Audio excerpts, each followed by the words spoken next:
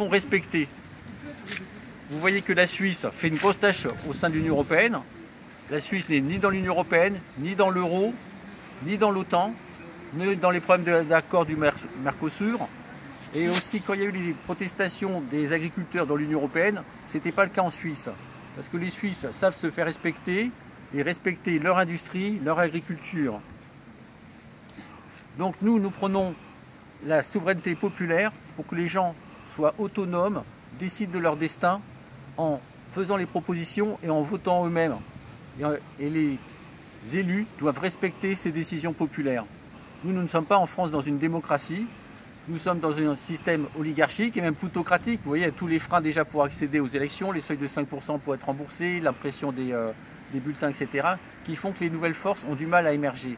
Donc nous vous invitons à nous soutenir et nous vous invitons à vous présenter aux élections municipales prochaines qui auront lieu en mars 2026 parce que c'est là où vous pouvez faire de la démocratie locale.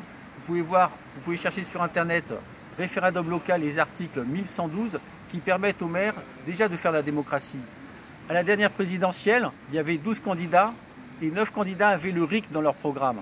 Des gens que ce soit de la France Insoumise, du Rassemblement National, du PS et des Verts, mais presque aucun ne fait de la démocratie locale en faisant des référendums comme ils pourraient le faire. Et donc, nous vous invitons à prendre leur place, à vous constituer en assemblée citoyenne locale chez vous, dans votre village, à choisir vos candidats et ainsi à engager vos candidats à relayer la volonté populaire et à instaurer la démocratie.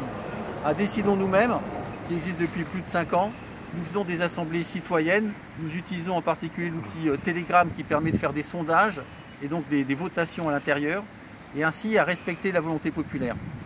Donc nous vous invitons à nous rejoindre et à voter pour nous et à voter pour vous dans ces élections qui sont là pour la médiatisation et surtout pour les élections municipales où là il y aura des conseillers municipaux, voire des mairies qui pourront après même soutenir une candidature présidentielle démocratique pour faire porter cette voix et apporter de l'espoir pour qu'on n'ait pas ce chômage de masse qui vient de tous ces accords de libre-échange où on nous détruit les services sociaux, nous détruit la protection sociale qu'on a instaurée après la Deuxième Guerre mondiale.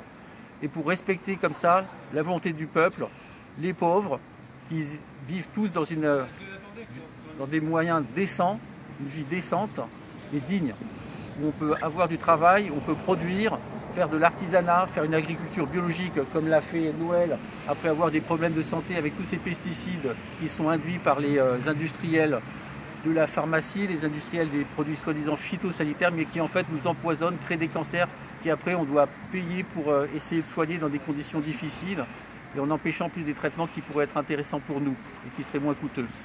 Donc je vais laisser la parole maintenant à Noël, qui est un hôtel de Ardennes. Un petit peu, Laurent. Ah. T'arrêtes la vidéo, quoi. J'arrête. Je fais une coupure, comme ça, il y aura bien... Oui, après on peut mettre avec des suivants.